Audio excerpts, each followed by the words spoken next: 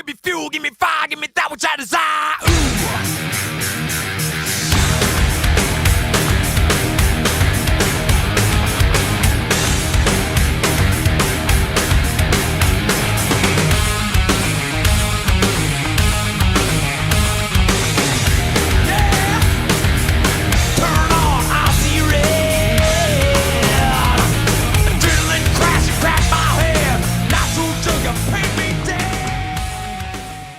What's going on, everybody? This is Vic Blam, host of Quarter Mile Chronicles. Tonight my guest is Robbert Costa.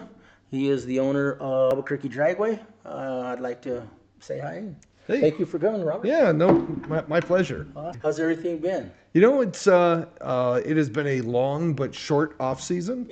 While everyone else is rebuilding engines and that type of thing, we're busy trying to make improvements and fix things and Yes. try to keep the weather from deteriorating everything that we own out there.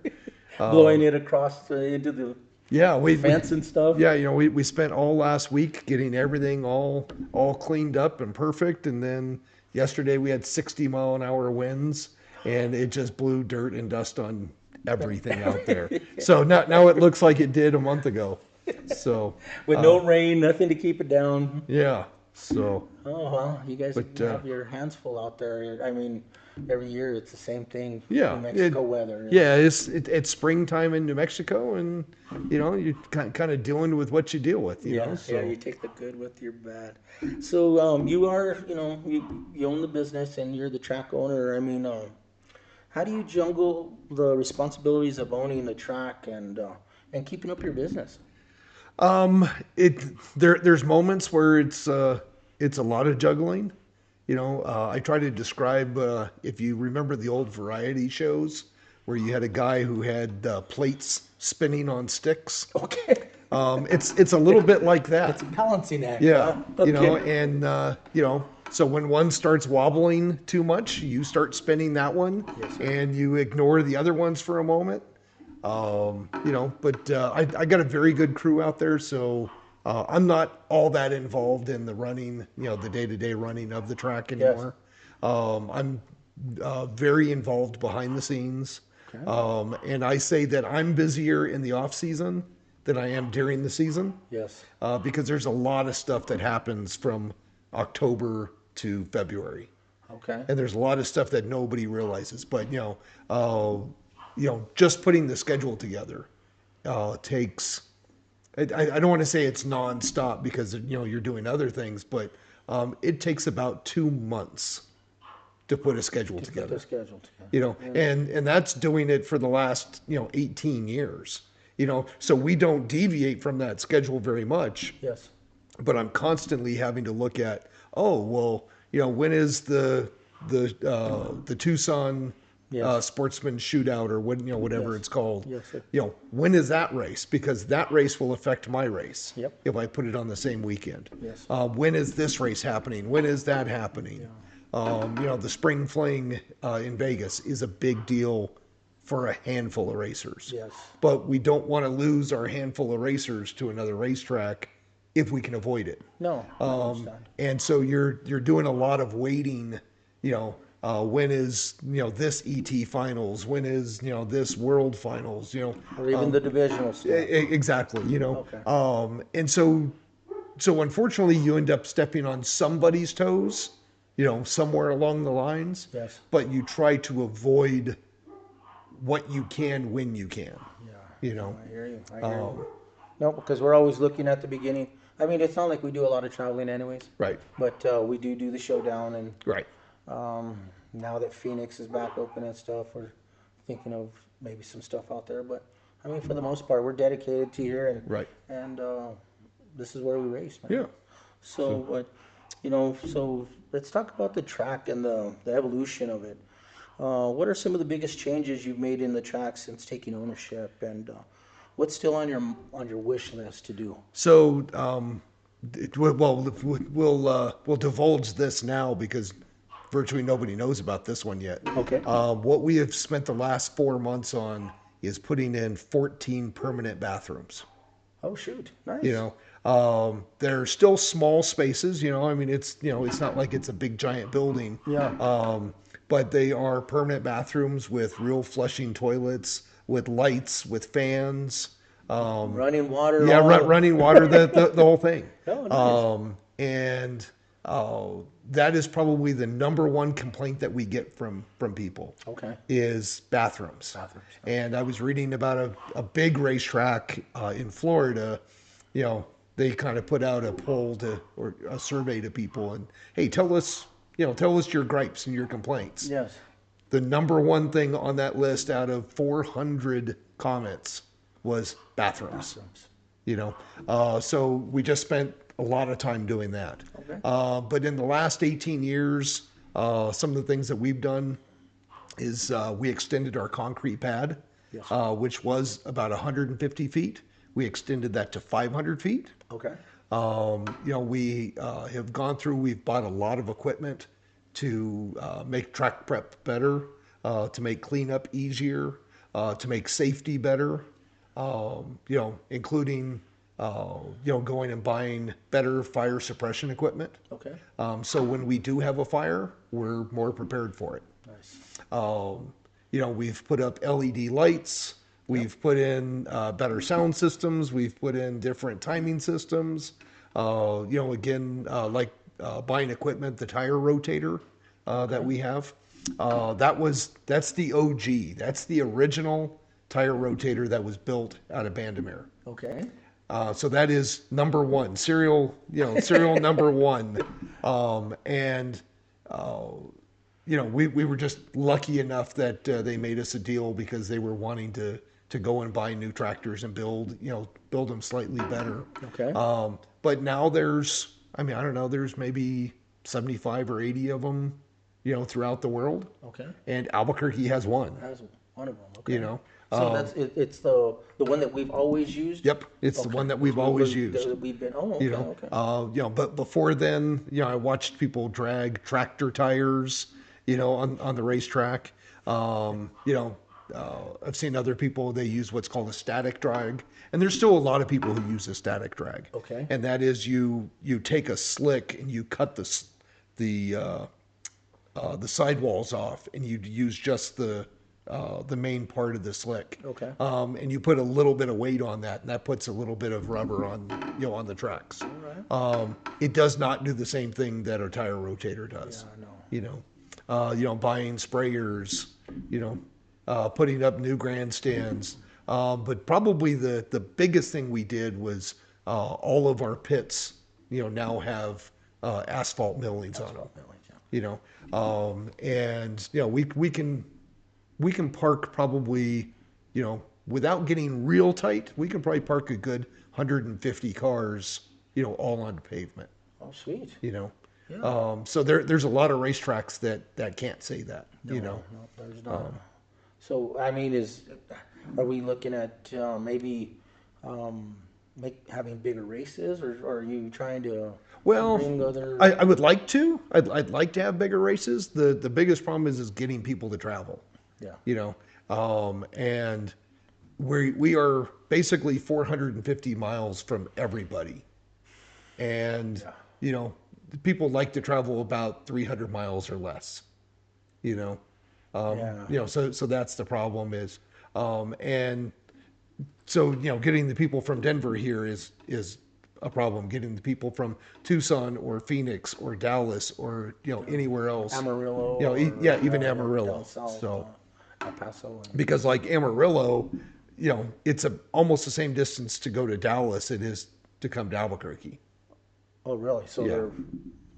Yep. They're right in between. In between. And does Dallas?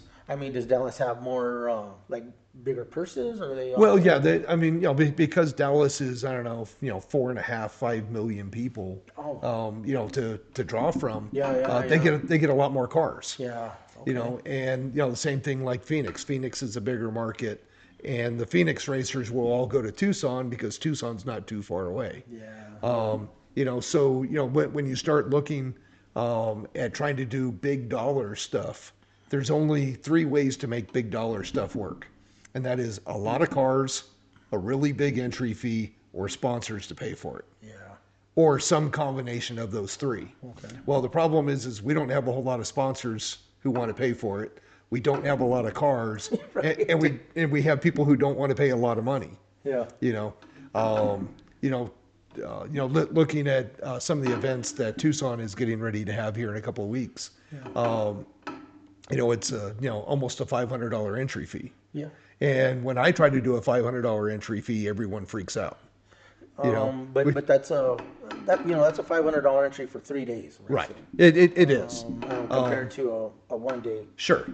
Sure. So. But even when we've tried to increase our stuff up to like 100, 125. Yeah.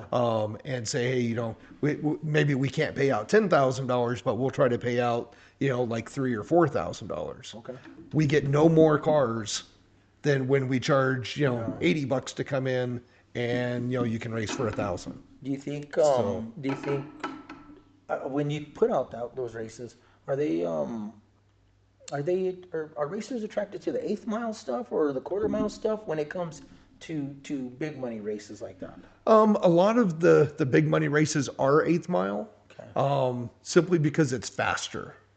You don't think much about it, but when you take an extra 5 to 7 seconds, for every car to go down the racetrack. Oh yeah, it adds up. And you do that hundreds of times over the course of a weekend, those seconds add up into minutes, and those minutes add up into hours. Yes. Yeah. There's most of the racing that is going on, I'm going to say everywhere east of Texas, is all 1/8 mile.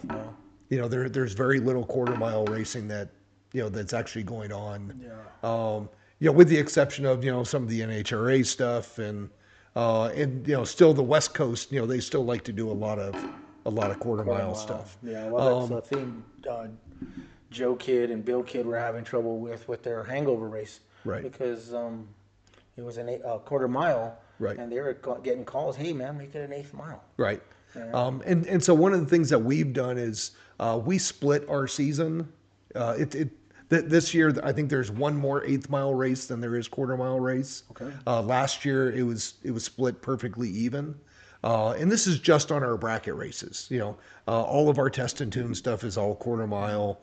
Because when you're in a 13-second streetcar, I get you. it's not very fun to only go to the 1/8. Yeah, good to go back to the track. And I get that. But so our bracket racers, the guys who are more serious like yourself and your family, we've split it. We've split it, doing about half of them is 1/8 mile and half of them is 1/4 mile. Yeah. I think it also gives our racers a little bit more advantage when they go to an 1/8 mile race because you guys have done it. Yes. When you're not used to 1/8 mile racing, that 1/8 mile comes up really, really fast. Oh, you're trying to judge and stuff, and it is the race is over, and you're Yeah. like, oh, So- I was hoping to gain on him, come up on Yeah. top of him, womp So, womp womp, all that. No. But no, it is. But and we always joke, well, every racer races to the 1/8 mile, right? Some of them just happen to go another 1/8 mile beyond that. Yes. But it is different. Judging a car where you only have, let's say, 5 or 6 seconds to know where you're at versus, you got, 8 to 12 seconds. Yes, It is a little bit different, and the really good racers can do both. Right on. Well, what do you think about our local racing scene? How has the Albuquerque drag racing scene evolved over the years, and what role do you think the track plays in keeping it alive? So I would say that if I didn't take over the track 18 years ago, I would probably guess that there wouldn't have been a racetrack. Right. Yeah, not too many people wanted to volunteer, or were you the only one? Or I know you had a partner at one time. I had 3 partners at the time. 2 of them are now deceased. Yes. But it was Lauren Jones, Bill Elliott, Mike LeBate, and myself. Okay. The original plan was Bob LeBate was supposed to be the 4th partner. Okay. And Bob passed away about 3 months after selling it to us. and he never made it out to the track once we owned it. Oh, shit. You know, we had a few meetings and we talked about it a little bit, but unfortunately, Bob was not the helpful person that we were planning on having. Hoping to have, You know, the guy who ran it for the previous 30 years, and all the knowledge that he had of 30 years of racing or of running the racetrack was gone. Yeah. And so those first couple of races, it was very very exciting. Our very first race got winded out after the first round, and we didn't have a plan in place, for points at the time of what happens when you get weathered out. Canceled out like that. And because normally what would happen is you would say, okay, whoever, or this is what we did, is we said whoever won first round, well, they get 200 points, and whoever lost in the first round gets 100 points. But we didn't have that in writing. What we said is you get 100 points every time you stage your car. And I had a racer come up and say, well, now you guys are just playing God because you're changing the rules without having them in writing. And we said, well, this wasn't something that we foresaw and really thought about at the time, but this was our intent, so this is what we're going to do. And the racer still races with us. Okay. But yeah, it was just kind of interesting. We're like, hey, give us a break. Like this is one race in. Yeah. I mean, we've literally been out here for one round. Right. Give us a little bit of a break to kind of learn what we're doing. Well, yeah, you got to feel what's going to happen. I mean, you have no control over it. Yes, Yeah. I bet you. But we've done some good things. The bracket racing is about as strong as as it has been for the last 20 years. Yeah. We do our test and tune stuff just about every week. It's not quite every week, but it's on most weeks. And once a month during the summer, we're doing something called the Midnight Madness events. Yes. And that's we open up the gates at about 10 o'clock at night, and we run from 10 o'clock to 2 o'clock. And they're very well attended. There's some of our best test and tunes that we have. And it's nothing super special other than it's late at night. Yeah. And, you and I might not want to be up at 2 o'clock in the morning, but there's a lot of kids out there. That's when they want to be out there, and that's when they want to go racing. Yeah, no, that's good. And you're getting them off the streets for 4 hours. Yeah. So I think that's awesome. Yeah. I mean, I've been out to a couple of them, only because my family's out there messing around, and So I'm here not doing a whole bunch. Yeah. It's Saturday night. Yeah. So And the live music, I think, add some entertainment and stuff. Yeah. I mean, so but no, that's good. That's awesome. What else do we have? Challenges. What's been the biggest challenge running the dragway, and what's been your most rewarding moment? the biggest challenge is the weather. And unfortunately in New Mexico we get all 4 seasons. We get snow, and we get cold weather. We also get extreme hot weather. We get rain. We get wind. We kind of get it all. Within our 9 months of racing, and without a doubt, it is a challenge from week to week. Yes. Because you look at the weather forecast, which I never looked at the weather forecast before owning a racetrack. The weather forecast changes dramatically from Monday until Friday or Saturday. Yeah. It's usually nice through the week, and then crappy on the weekend. That seems to happen a lot. Sorry. But we kind of do the best we can. Yeah.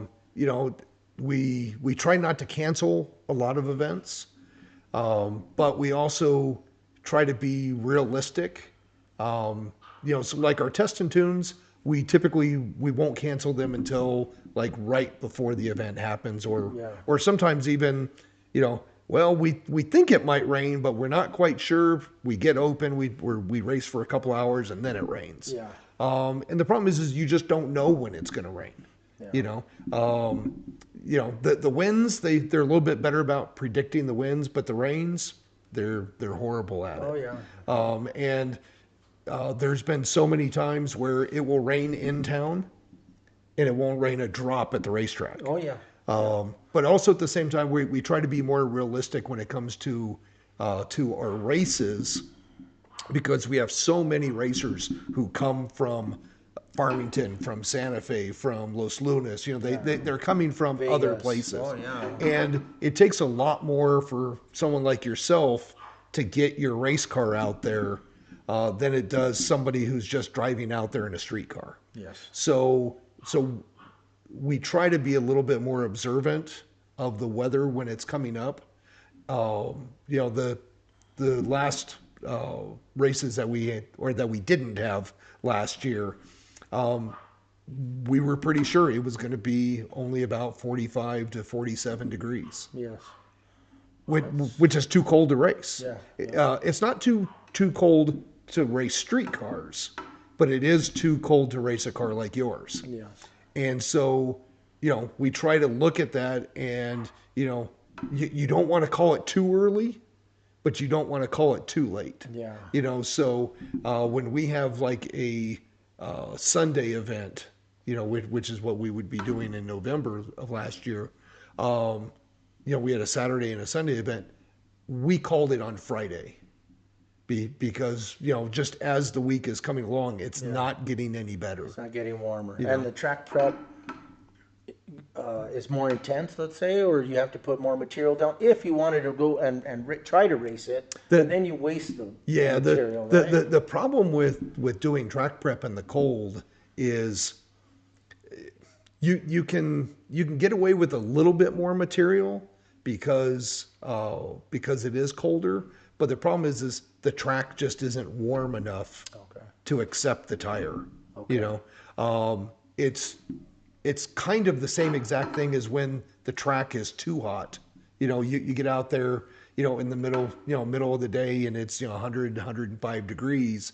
Well, your tire it's slick because of the oils, in the asphalt and the oils and the rubber. Yes. Well, the problem is when your tire is cold and the ground is cold, it still just doesn't hook up. Yes.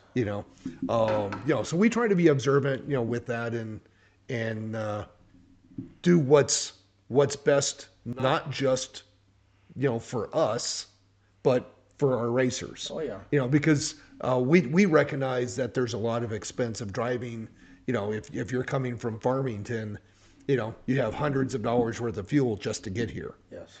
To turn around and say, okay, well, it's too cold, and everybody knew it was going to be too cold, but they had to come down anyway. Yeah. But the bad thing is also for the racetrack, when we do all the work, and we put in all the effort, and we have all the payroll, but then you have no income. Yes. Because you didn't get the race off. Because you didn't get, yes. Okay. So it's a weather is a bad deal for both of us, and we try to look at it from both perspectives. Oh, nice. I appreciate it. And when it says that it's a 90% chance of rain, well, you're just going to leave your stuff at home, and you're not going to come racing. No, I'm guilty. So now we have a bad turnout, which means that we lose money having a race because everybody stayed home. Yes. So we have all the expense, but we have half the income. Yeah. So it's a bad experience for us, even though we did get to rain. So it, like I said, it's a double-edged sword, and we're trying to look out for not just our pocketbook, but for your pocketbook as well. No, well, New Mexico weather, you could see it coming over the mountain there. Right. And it's just flooding there, and then it'll head north. Right. And it'll go right around us, and we'll get a couple of sprinkles, and then we'll come back about 2 hours later, and then it starts to rain, and then it'll clear up. Yep. And then he's out cleaning the track. No, I get it. Yeah. You have employees to look after. Yeah. So without a doubt, the number one challenge is weather. Is weather. Yeah. Is weather. Well, okay. Well, your racing and your personal experience. behind the wheel, how do you get into your race car? Because I know you race. You race the Pro Mod stuff Yep. or the Pro Mod Yeah, stuff? yeah. Primarily, we run. It's a series called the Midwest Pro Mod Series, Okay. or Midwest Drag Racing Series, which runs Pro Mods now. And that particular circuit is Texas, Oklahoma, Kansas, Missouri, and now getting all the way over into Ohio. Oh, shoot. There's typically about 16 to 25 cars. They're all fast. There are no slouches in that group. And if you can't go out and run in the 360s at 200 miles an hour, you might as well stay home. Just that's it. Huh? Yeah, it's fast. There's a lot of skilled people, who have been doing it for many years. Okay. We have a car that we can go and compete. The last couple of years, we were running a different combination, and we could qualify, but typically we were losing, first round, and if we didn't lose first round, then we got lucky and we happened to go to the second round. Okay. But then we would lose in the second round. Okay. We now have a car that we think we can compete and be, let's say one of the top 4 cars at every event. Oh, sweet. And so when you're at that and you're, how do you prepare yourself for getting in a vehicle that's that fast? I mean, I know you bracket raced before. Yeah. But you are going like really fast now. Yeah. What's going on in your head? Yeah, it's 200 miles an hour in about 3.5 seconds. So yeah, it's fast. The first thing, and that different people have different philosophies and they do different things. I'm the type of person that once I put on my helmet and I get in my car, the rest of the world goes away. Okay. Literally, like there could be a fist fight, right outside my door, and I couldn't tell you that, that it's happening. You just have to be very focused in what you do, I've had different experiences in cars, where, the car doesn't do what it's supposed to. And you have to keep your calm and, rein all of that in and, and make it happen the way it's supposed to. And not panic. Do something. Yep. Okay. I always laugh that Tom Cruise said something in Top Gun. He says, "If you think, you're dead." Yeah. Yeah. And he's right. That is a realistic statement. There is no thinking about what you're doing in a race car when you're going 200 miles an hour. Yeah. It is instinctively driving. And reaction. And yep. So I'm not reacting to something. I'm instinctively doing it because I know it's the right thing to do. Yes. The bad thing is sometimes it's not the right thing to do, and sometimes you get bit with that, which I've been bit, by doing the wrong thing, and you overdrive the car and you crash the car. Okay. But yeah, it's that things are happening really, really fast. Just like in your personal life, you don't think about breathing and you don't think about blinking your eyes. Yeah. You're just doing it. You're just doing it. And that's what you have to do in a race car. In that race car. Yep. I mean, don't get me wrong, we're not as fast, but yeah, I see what you're saying. Yeah. Because when I get in the car, I'm focused. I'm thumbs flickering and all that good stuff, but. Well, and probably the one of the best things that has happened in racing, and it is trickling down to the sportsman cars, is data recorders. Okay. So I have a computer, onboard computer that has, I don't know, probably 50 different sensors, and it is recording everything that is happening in that car. So, the one thing, and this is the first thing that the driver looks for, is, did I keep my foot at full throttle all the way down the racetrack? And if you have to think about it, Well, that thing will tell you, right? oh, if absolutely, you did or not, right? absolutely. Okay. So because this is what you don't realize is if you move your foot off the pedal an eighth of an inch, Yes. well, that's a percentage of throttle position. And Fuel air and an eighth of an inch, yeah. it might not slow you down much, but if you come, let's say you're at half track and you come all the way off the throttle and all the way back on, that's really going to change the car. And so when you launch the car, a lot of times your foot has a tendency of coming off the pedal. Oh, yeah. Just because, we're pulling about 4 Gs. Force it, yeah, okay. And so, yeah, with data recorders, all those things that you don't know if you did it, well, your data recorder will tell you if you did it. And so like if you're bracket racing and this could be a good thing, and this is the reason it's trickling down there, is when you're bracket racing, well, how many times did you womp the pedal down at the finish line? Yes. Well, if I ask you that, you'd be like, well, I think I womped it 3 times. But you come back to a data recorder and it says you womped it 4 times. Yes. Or 5 times or 2 times or, whatever it is. Whatever, yeah. Well, that changes what your car would have done. Yes. As compared to being wide open throttle all the way down the track. Yes. Well, yeah. No, well, shoot, man. It's I've always wondered what goes, like Lyle and everybody. I mean, I've never been in anything that fast. I don't know if I would, but I've always wondered what the mindset was. Yeah. When people think, what did I get myself into? Yeah. Well, am I going to be able to? Can I feel tire slip? Can I right. feel this? And Right. Can I, well, the one thing that I recommend anyone who's interested in doing something like that is take steps to get there. Yes. You have a car that runs, in the 8s. Well, if you take somebody who has never driven a car, let's say you take a 14-year-old kid who's never driven a car and you put them in an 8-second car, they're not going to be able to handle it. Yes. Well, if you took somebody who has raced a 16-second car and you put them in a 3-second Pro Mod, yeah. they can't handle it. Yes. So I'm a believer in you start out and let's say that you go down the track in a 16-second street car.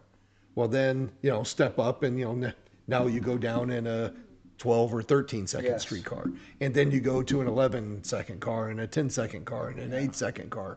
And you take those steps, and not only do you have respect for what you're doing, but you gain knowledge of what that car is going to do. Oh yeah, no, and what to feel. Right. I mean, what's going to happen now? I'm not going 14 seconds anymore. Where I'm cruising down the track. Right. To some people. Right. I mean, me and you it would be like that, but no, I just always, Mikey and Lyle and you guys, and you just hop in there. It's like getting on a bull. It reminds me of you guys. Oh yeah. Of a bull rider. He's strapping on. He's getting on, and he's ready to. Yeah. 8 seconds of. Man. Yeah. Well, the one big thing that I'm a firm believer in, and I can say this now without a doubt, is safety stuff.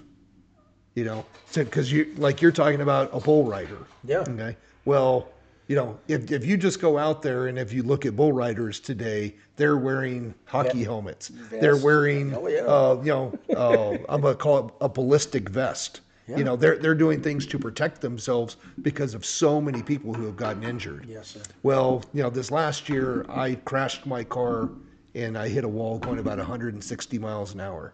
Okay. And it was about as straight into the wall as you could get. It was like a 90-degree hit doing about 160 miles an hour. And I walked away without a scratch. Were you sore? The next day? I was a little bit sore. You were a little sore? But I wasn't much more sore than what I am at the end of a race weekend. From the launching. Right, yeah, from the okay. launching and getting in and out of the car and things like that. But I was wearing the right helmet. I was wearing a Hans device. I was wearing, my gloves. I was wearing a, Dash 20 suit. I wear everything that I'm supposed to have. I have a pour-in seat that is built for my body. Okay. So you're not bouncing around in it, or Not at all. So it forms to you. Yes. Okay. You know, I had, you know, the right seat belts. I had all the things that I'm supposed to. To And survive a crash like that. absolutely. You know, Right and on. I have said so many times, I would rather crash my race car at 160 Yes. than my street car at 60. Okay. You know, if race cars are built right and you have all the safety stuff, you walk away. Oh, okay. Yeah. It's when you don't have all the safety stuff that you're supposed to, and you're like, well, you know, I mean, I can get away with not having this or not having that. It's that one time in a thousand that you're gonna need it. Yes. You know. Oh yeah. You And know, we've seen it firsthand at our track. absolutely. You know, I watched my brother in a very fiery crash. He, you know, he lived because he had on the right safety stuff. Yes.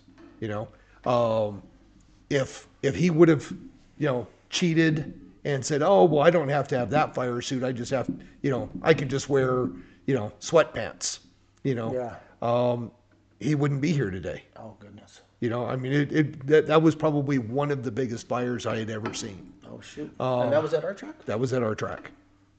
So that was in 2016. And, you know, but he's here today because he had on the right equipment. Yes. You know, and, you know, I've seen other crashes, and because of something on the car not being built the way that it should have been built, you know, or the driver, you know, decided, well, you know, I don't have to wear a Hans device, so I'm not going to. You know, a Hans device is there to keep your head attached to your neck. Yes. That's a good thing. Yeah. You know. Yeah. When you're at any speed. Yeah, at any speed. Yeah. I mean. You know. And so, but yeah, so I'm a firm believer in, you know, if you have the right safety stuff, and you know bad things happen, you stand a better chance of surviving than not. Wow. You know, and so, you know, being a racetrack owner, when everybody says, hey, why are you such a stickler on the rules? Well, I'm a stickler on the rules because I want you to live. Yeah, I want you to go home. You know? This is fun. Yeah. This is supposed to be fun. Yeah. And if I let you do something that you're not supposed to and you don't live, you know, well, not only am I going to feel bad, right, you know, for that, but, you know, you're not going to be alive to, you know, to come back and play another day. Right. And so, you know, we don't want to be hard asses, you know, about everything, but every one of those rules was written because somebody got injured. Yeah. Yeah, somebody before. You know, somebody before us. Yes. And, you know, unfortunately, it had to happen. Yeah, it might have been, you know, 50 years ago, but somebody got injured, so they made a rule about it. Yes. You know. No, it's a very understandable. I'm pretty much the same way. I mean, it's 8 seconds, 3 seconds. It can all go bad just at a blink of an eye. Oh, absolutely. You know what I mean? And you're into a car or into the wall or whatever, and you may or may not survive. Yeah. And we've had those unfortunate accidents at our track. Yeah. So no, I'm with you. So getting back, you know, racing wise, what's your most unforgettable race? You know what I mean?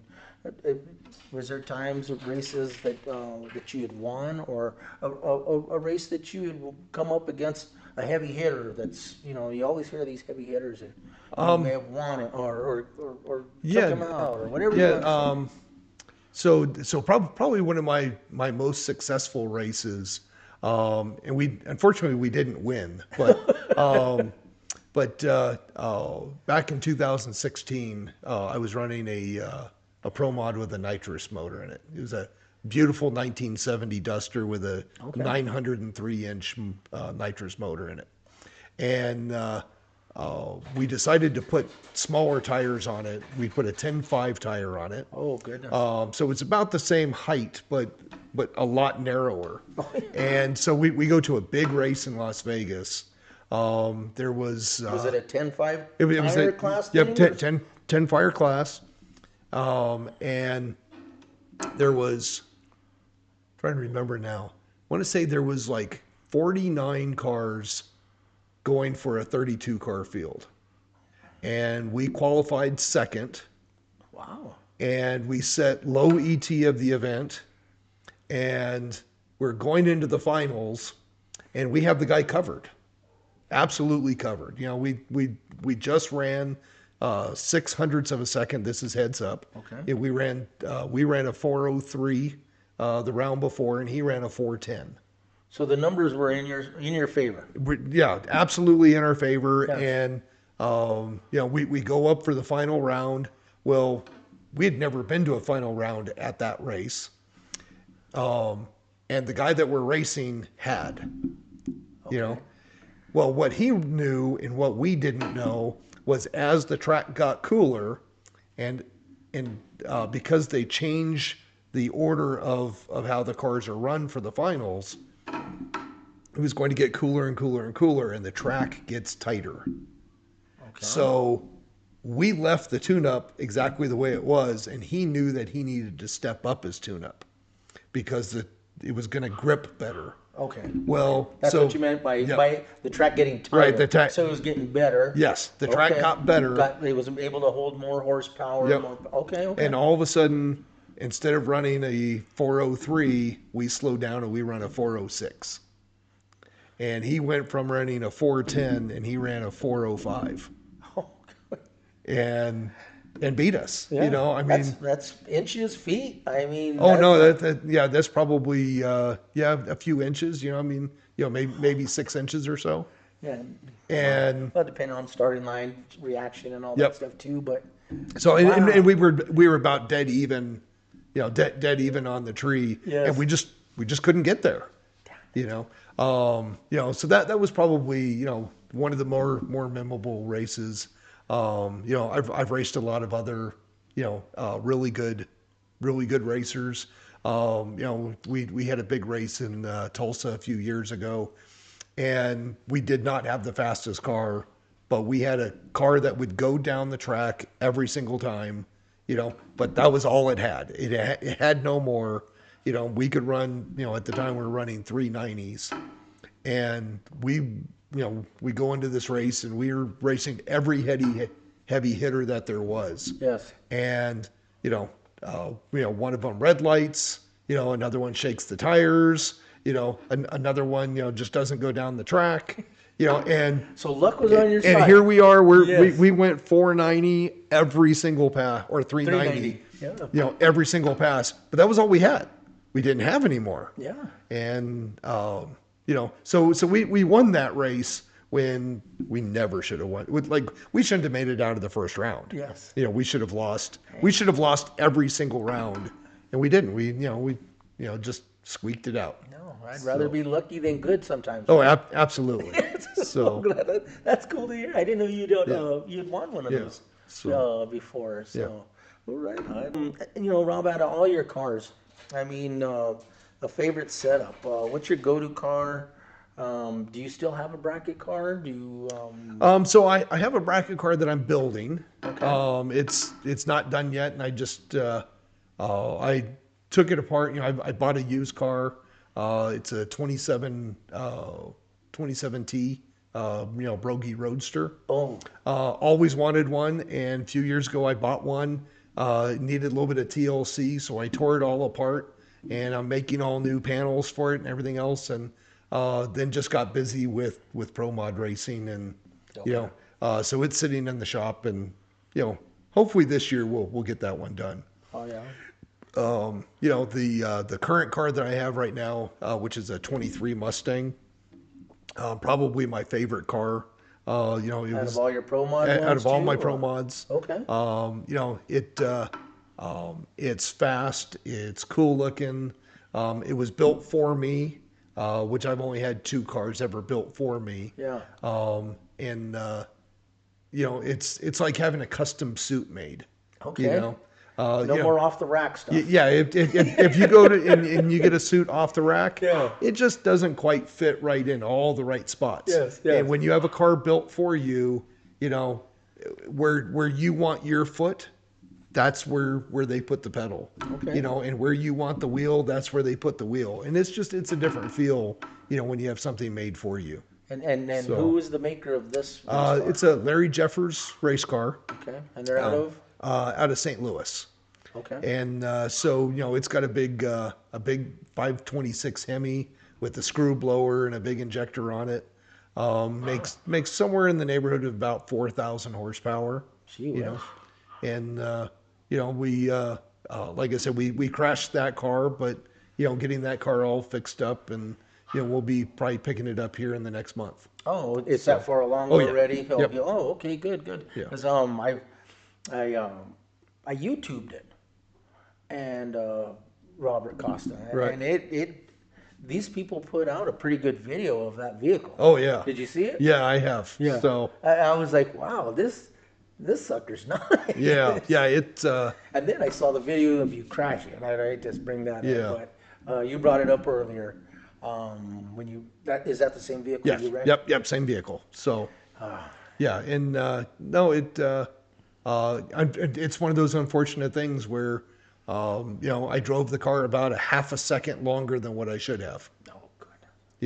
And You know that? You realize that now? Oh yeah, you realize it now, but in the heat of the moment, and you're beating the guy next to you, and you don't see him.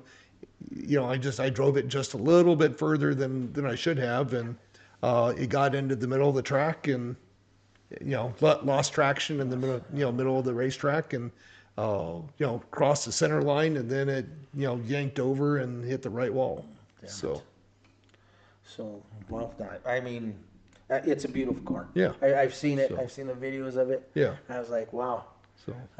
Somebody took their time to showcase their workmanship. Yeah. I mean, because it is a work of art. It is a beautiful car. Yeah. So congratulations. And it will be a beautiful car again. So. Yeah, no, it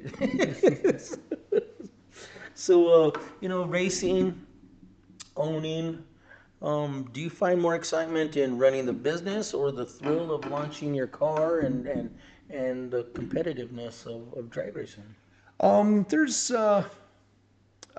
they're very different experiences. Okay. I take a lot of pride in my racetrack. We try to give the best experience that we can to as many people as we can. Yeah. With the budgets that we have. Yeah.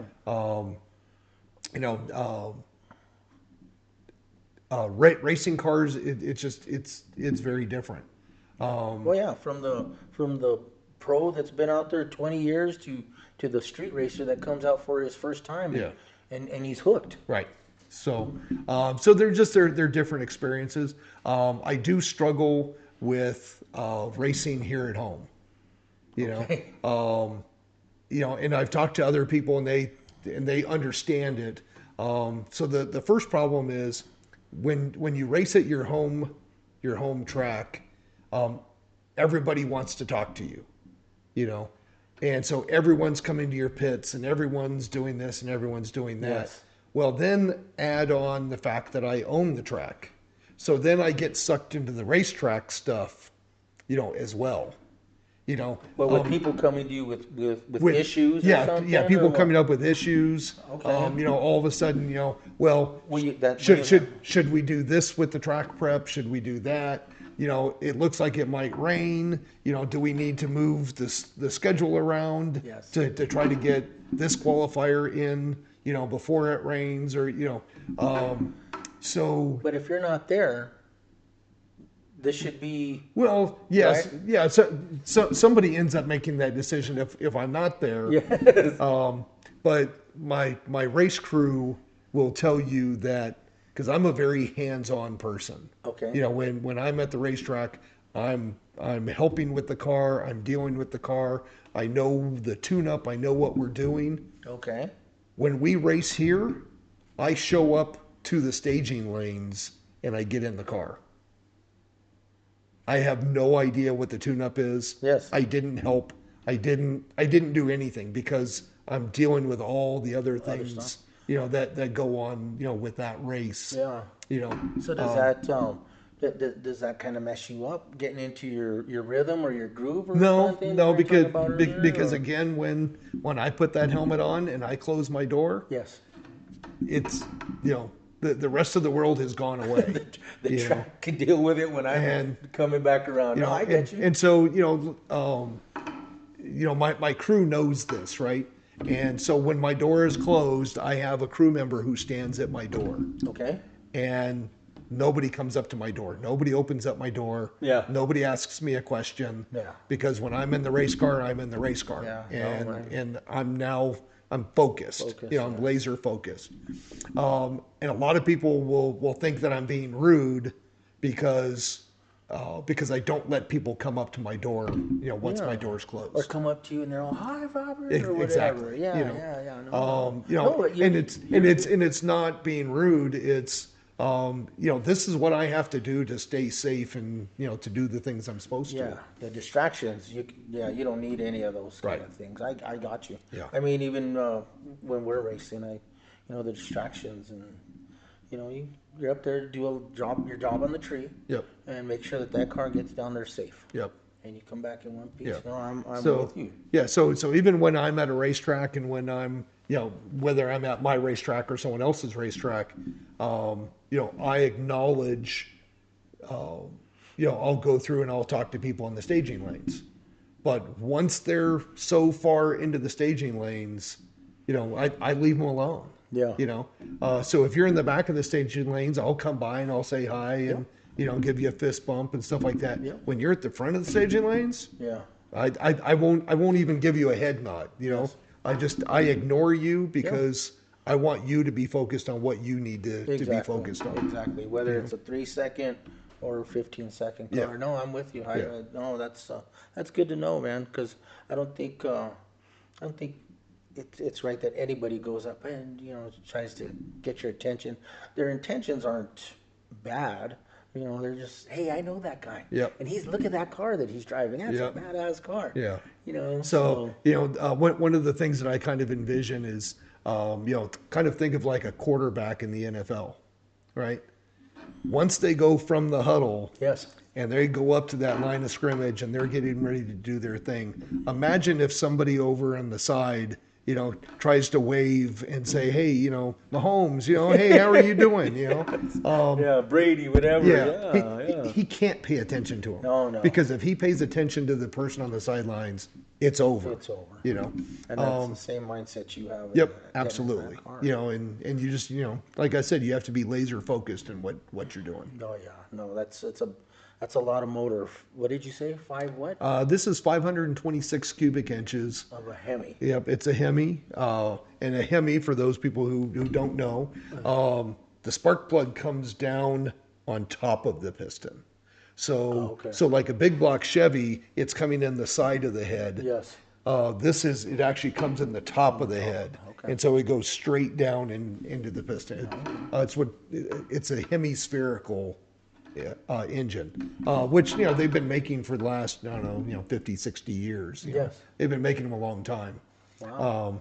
But yeah, so the motor that we're going to run, it's called a Noonan, which is, there's a brand called Noonan. Okay. All purpose build, all billet aluminum, very, very nice, very nice pieces. So in between rounds, what are you doing in between rounds? You have to change oil, plugs, belts, what? Yeah, so mean, on a typical run, providing nothing goes wrong, let's just talk about that. The first thing we do is we pull all the spark plugs out, okay? And you're looking at the spark plug to see the heat that happened on that run. Okay. So we literally take 8 spark plugs every run. And once you're done with that run, you throw them in the trash. They're basically worthless to us because we're trying. That's 1 plug, 2 plugs per All cylinder? 8. Oh, Well, all no, 8. I'm sorry. Well, 1 plug per cylinder. cylinder, okay. So it's eight spark plugs. So the first thing we do when we come back is we jack up the car. We take the front end off. Very first thing is we take all the spark plugs out and we're reading what the spark plugs are. Okay. Then the valve covers come off and we run through the valves and make sure that the valve lash hasn't changed. Okay. And we do that every run. Gee, Because what you're looking for is you're looking to see if there's been a problem. Because if there's no problem, then the valve lash doesn't change. okay. If there's a problem, the valve lash has changed. Oh, really? So what, the rockers coming loose? Or it can, or stud girdles, or what do you you have have on those things? well, you have a lifter. If you have a lifter that's giving you problems, Okay. if you have a push rod that got bent, if you have a valve that that got bent, it'll change because now your valve is a little bit lower because the valve got bent. Yes, so yes. we're looking for problems. So is the spark plug like the indicator to start Sometimes, telling you? yeah, sometimes. So like if you run it too lean and you run it too hot, it'll burn the spark plug. It'll actually burn the electrode off the spark plug. Oh. And then where does that go? Well, unfortunately, it goes down on top of the piston. Oh, so it does. Okay, And- that's my next. And typically, when it goes down on top of the piston, it puts a hole in the piston. Oh. So then you're taking the heads off, and then you're replacing the piston and replacing the rings. Within. Within usually about an hour and a half to 2 hours between runs. And you can do that. Oh, yeah. Or you've done it. Oh yeah, absolutely. So we've done things like we've changed motors between rounds. So Shoot. So how many guys in your crew? on a typical weekend, it's me plus 2 or 3. And that's it. So yep. So Oh. you know. Yeah. So for you racing here and having to deal with all this other stuff. Yeah. Does that worry you a little bit when you're not Well, hands on with the? Yeah, and a lot of times when we run here, we'll have additional crew members. Okay. Because they know that I'm not going to be with the car. Okay, And so I'm okay. not going to help because I'm doing other things. Yes. So we'll have somebody who's local who doesn't travel with us. Okay. And they'll typically help with the car. Bring here. them on board for that weekend. Yep. Sweet. So Wow. and occasionally they'll go on the road with us, but not everybody can travel as much as what we do. So they might hit 1 race a year or 2 races a year. And then how many races do you think you're gonna? This year we're going to go for we're going to try to go to 7 or 8 out of town and 2 here locally. Okay. And we were having a couple of pro mod races here Yep. at our track. Okay. Yep. Okay. So we'll have a pro mod versus funny car race. Okay. 4th of July weekend, which will be a little different. Yeah. The engines are very similar, but the chassis are very different. Yes. So they make about the same amount of power, but a pro mod has working doors, but also has suspension, where a funny car doesn't have any suspension in it. It's all No working doors, right? and no The working whole doors. thing. Right. So, but So yeah, you could match up against Lyle one of these next couple of races. Or that race. yeah. if he was- Unfortunately, Lyle is not going to be at that race because Lyle has other commitments. Okay. But Ray Stringer will be there. Yeah.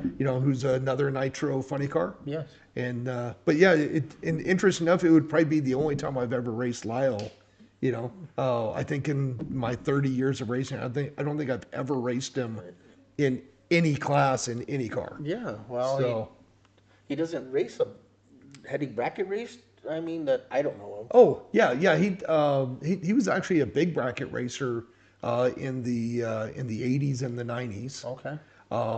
He did a lot of super class racing, a lot of super comp racing. Oh, okay. Did a little bit of top dragster stuff. Probably in the early 2000s. Okay. Yeah, And because I don't remember. I know his daughter was really successful and Yep. all that, but I've never seen him in a bracket race. yeah, so yeah, he's quite the racer. I want to say his number now is he has raced and competed in it's like well over 50 different cars. Wow. Yeah. That's pretty diverse, huh? Yes. So, and it's been, everything from, a front engine dragster to a top fuel dragster to, a nitro funny car to, I know one of the cars was like a I think it was a 1974 Ford 2 Oldsmobile that his dad had.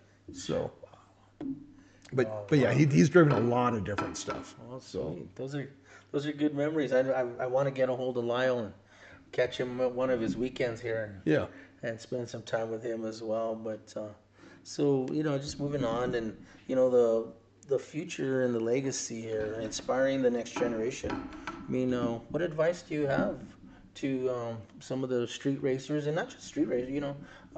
My nephew Carlos and Eddie yeah. and all them. I mean, what do you think? So again, I touched upon this earlier. Is be safe. Be safe in what you're doing. And I know that this just sounds like a track promoter doing this. Yeah.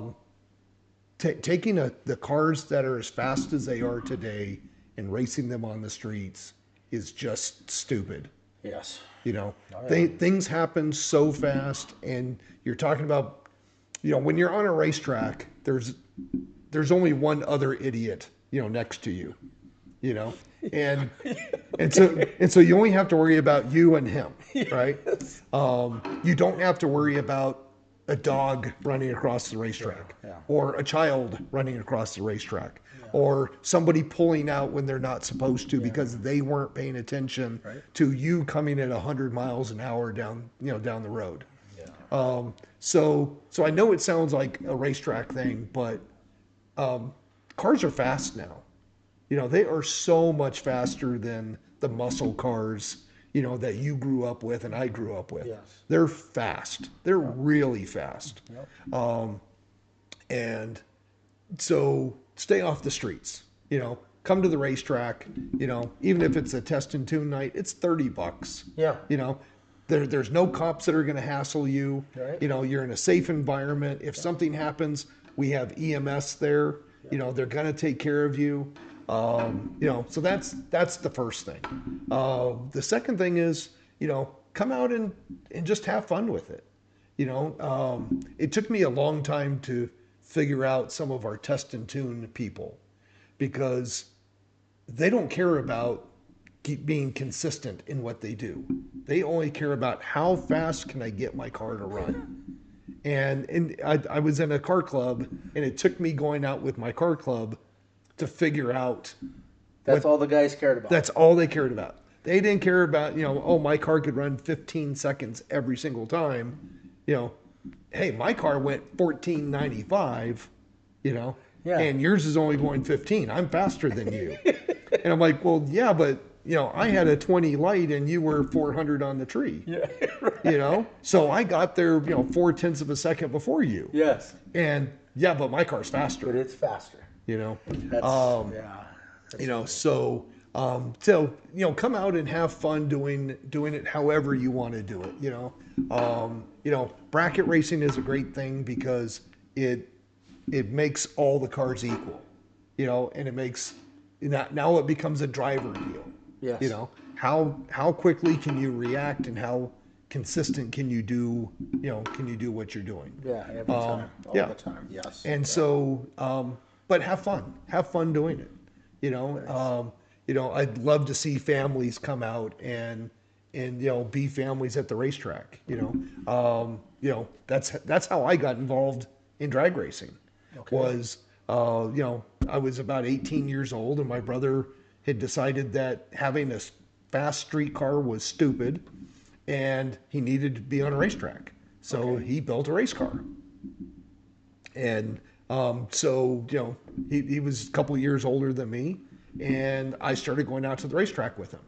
And he had a little pickup truck and a flatbed trailer, and we had a little ice chest and a toolbox that we threw in the back of the truck. The way we all start off. Absolutely. Wow, that's a good story. So so I'm, he's getting a little bit more involved and he's like, hey, I need to go to Amarillo to go to the ET finals. You want to go to Amarillo? Yeah, I want to go to Amarillo. Yeah. And so, even though you weren't racing, you were just tagging along with your brother. Absolutely.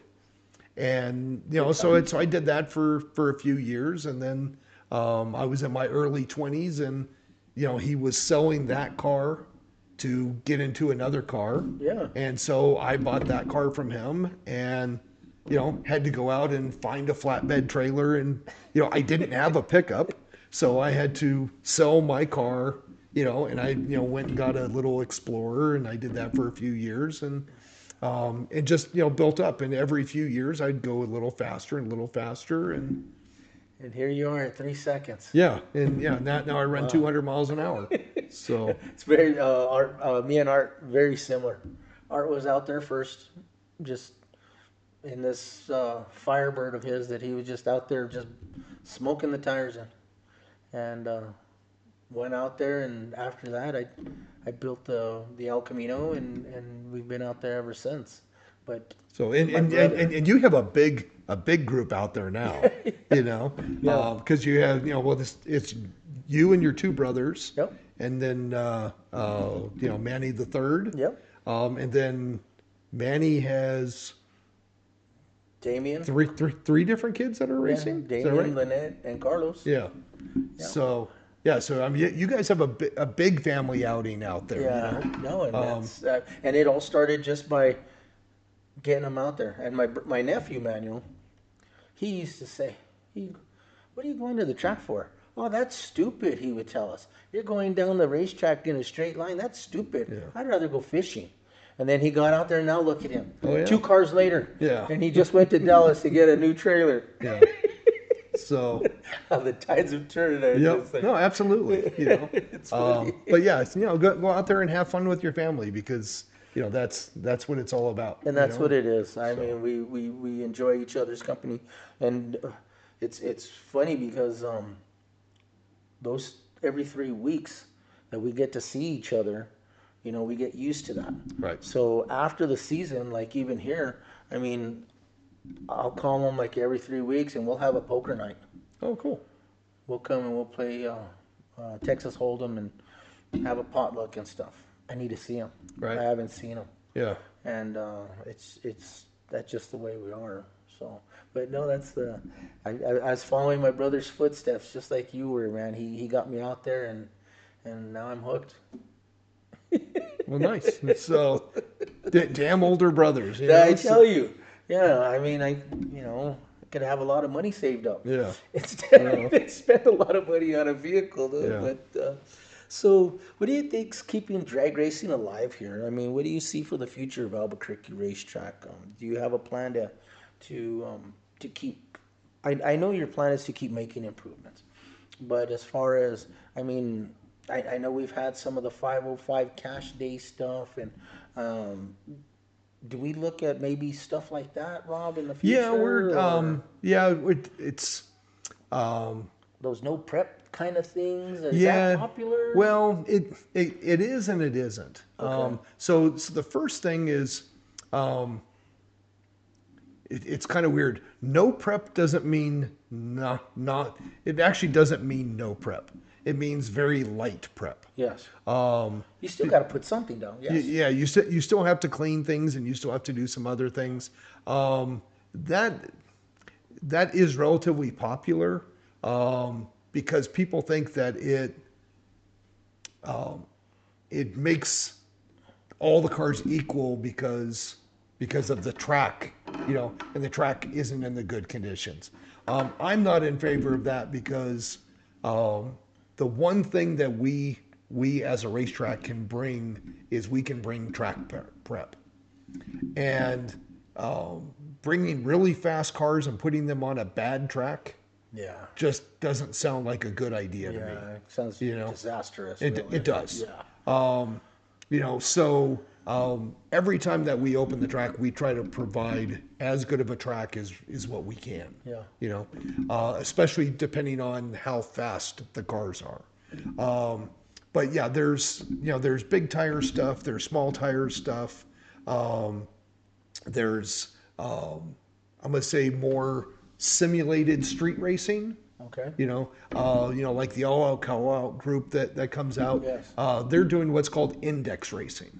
So they take like 5 or 6 indexes and trying to kind of equalize it, saying, okay, you have a car that can only go 1150. So now it becomes a driver on the starting line of how well can the driver get off the starting line and get down there without going quicker than 1150. Yes. And that's, it's a pro tree, so it's, Instant green or well, what? they were doing instant green. They're going to switch back to a pro tree. What, yellow, green? Yeah. So all three. yellows at one Okay. time, with the green lights. For the all-out call-out? Yep. Okay. So they're going to do that. That's very popular because you don't have to have the fastest car out there. And you get some good sponsors to put prize money up and prizes up for those. Even the grocery getter ones or the slower ones, they're still $1,000. And that's a good thing, and that brings out a lot of people. We are doing a new race this year called the Church of Horsepower. Okay. And it's going to be a small tire. There'll be a small tire class, a big tire class, and a couple of other classes. And it will be no time, but it is using the timing system to determine the winner. Okay. One of the issues that we had with the race last year is they were trying to simulate street racing and using an iPad to determine the winner of the race. And the problem is as you know, races can be won and lost by a fraction of an inch. Okay. And so they're videotaping the finish line or something and trying to, Yeah. And the problem is the video was so bad you couldn't determine who was the winner. And these are two really fast cars. Yes. And so one person said, "Oh, well, that car's the winner," and then somebody else said, "No, the other car won." And so now we have a timing system that can take that guesswork out of it. Okay. And so that was the reason for that was one of the reasons for our change. We want to use the timing system. Yes. Because when you have a timing system, it takes the guesswork out of it. Yeah. And there's no argument or exactly anything at the end. Because the timing system, you might have gotten there by a 1/16 of an inch ahead of somebody, but you still got there. Yeah. And that's something that you and I can't see with the naked eye. You can't even blink that fast. Right. So so things like that, those are definitely good things for us. What about with I know it's been a long time, but we had some index racing here where we had some super street and super gas stuff, and it was actually a point that we could go and race elsewhere. Does the IHRA have that, or is there place in the schedule for stuff like that? There could be if we had interest in it. And it's just not there. Yeah, right now that interest, it just kind of dissipated. Okay. And so do they have that kind of? Does the IHRA have that kind of series? yeah, but both. IHRA is working on it. Okay. And it's basically very similar to the NHRA divisionals. Yes. There's more NHRA divisional stuff out in our neck of the woods. IHRA is working on that.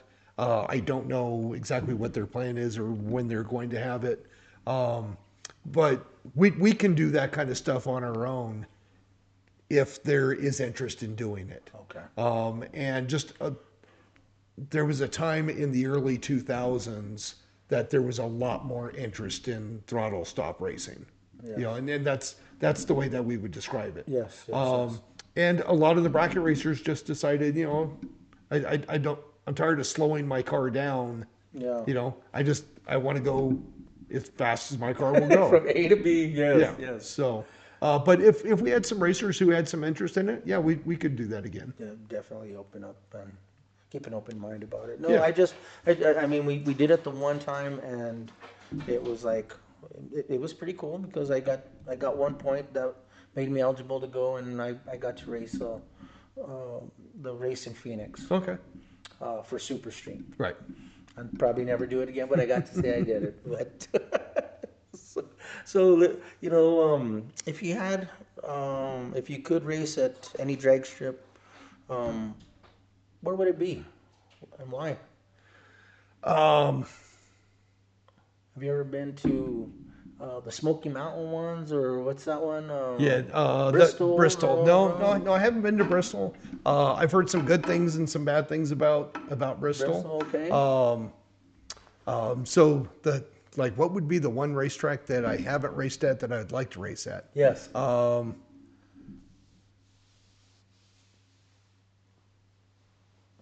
God, there's a lot of really nice racetracks out there, you know.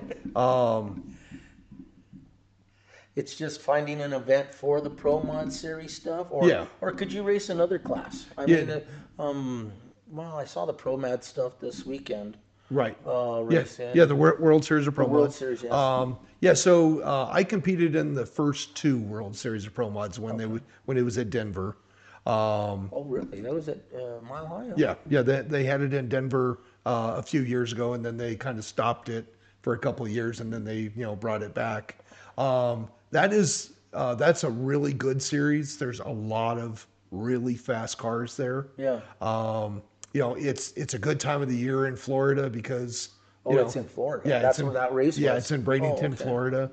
I would probably say like one racetrack that we're hoping to go to this year is Norwalk, Ohio. Okay. Looks like a really nice racetrack. It will be kind of in the middle of the summer, so the air won't be as good as what we would like. That one looks like a pretty interesting deal. I would probably say like worldwide, some bucket list places. Yes. I'd love to race like some of the Middle East tracks. Okay. Bahrain has a nice track. Yes. Qatar has a really nice track. Okay. And then maybe also Australia. That would be kind of a neat thing because that's in our winter time. So they're racing because it's their summertime. Just getting the vehicle there, right? Yeah, or you go down and find a vehicle there. Because that could happen too. But a few years ago, I happened to be in England, and they were having a big race at Sanapod. Okay. And unfortunately, the rain got delayed because of the rain. It is England, so it rains a lot. Yes. So I told the wife, I'm like, hey, I said, we're all the way, halfway across the world. I would love to go to a race. Yeah. And she says, okay, well, let's go. And then it got rained out, so we didn't get to go. But Wow. but that would have been kind of a neat thing to do. So. Yeah. No, that's wow. That's a bucket list right there, Rob. I mean, and it's funny because this is one of the next one. So, trackside stories. What's the craziest thing you've ever seen happen at Albuquerque Dragway or at any other races that you've been at? I mean, anything out of the ordinary that you've seen? Well, probably the craziest thing I ever saw was doing backwards racing. Huh? So they were trying to kill some time, so they had people in their street cars racing in reverse. And what was this then? That was in Denver. That was in Denver. Yeah, that was in huh? Denver. Wow. They called it reverse racing. That was pretty wild. I watched Mike Keenan in Las Vegas, who had broke his car in the quarterfinals, and he had a bye in the semifinals going into the finals. Okay. And he lost first gear, so he staged the car in reverse. Okay. And he took the tree because that's all he had to do because he had a bye run. Yeah. Went back, changed transmissions. Fast after the semifinals. Yes. And put a new transmission in it for the finals, and goes out and wins. He won it. And he won the race. That might be the craziest thing I've ever seen anybody do. I never knew that. And so now they actually have a rule that you have to stage the car under its own power in a forward motion, and cannot do it backwards. Yes. So. Wow. As many people I've talked to, I've never heard that story. Yeah. I've So never heard that. That was in Vegas. yeah, that was in Vegas. And I don't know what class he was running at the time. Yeah. Could have been 8.5 or 10.5 or radials or whatever he was racing. Every race. So Rob, so the legacy. When people look back at your time as both the racer and track owner, what do you hope they remember the most that Robert Costa did for Albuquerque Dragway and the racing community? well, as being a track owner, I hope that they see that that if nothing else, for the last 20 years, we've had a racetrack to race at. Amen. Yes.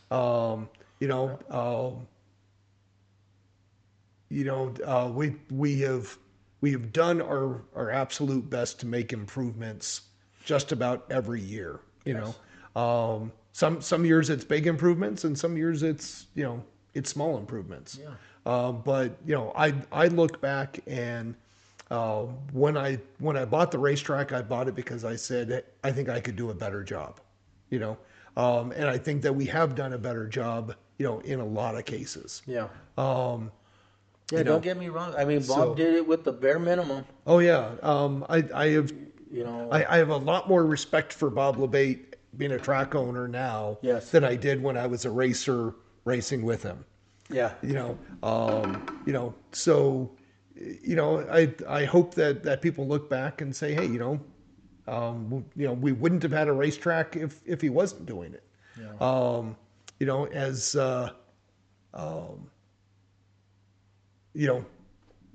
I hope that racing is around another 100 years from now. I know that one of the things we've tried to do is we've tried to keep better track of the history of what's going on at our racetrack. Okay. If you go back, there is no record of who won what races in the 60s, the 70s, the 80s, the 90s. I couldn't even tell you who the champions were, or if there were champions. There's track champion, squadron champion. There's not a lot of record of that. Yeah. So I now have a spreadsheet that has every class champion from definitely from 2007 and forward. But I go back, and I have a few of them going back into the 90s. Just because you ask people, hey, what years did you win championships? Yeah. And so you get some people who have given me other years. So that's one of the things that we're really trying to do is we're trying to keep some of that memorabilia alive and the nostalgia alive. Yeah. Because our track is 62 years old, and I could only tell you who won championships for about the last 18 to 20. Yeah. What happened the other 40 years that we were open? Yeah. And nobody. So they didn't have banquets then. They didn't have. I don't know. Track champions or. Dale Schaefer or who else was one of the owners? Yeah. Because I've heard Dale Schaefer was like the first owner. Is that true? Yeah. Well, I guess technically he was more the manager than the owner. Okay. Because it was run by the New Mexico Timing Association. Back in the 60s. Jerry was on. Yeah. Absolutely. Jerry was on it. Yeah. Man. He was the. And so.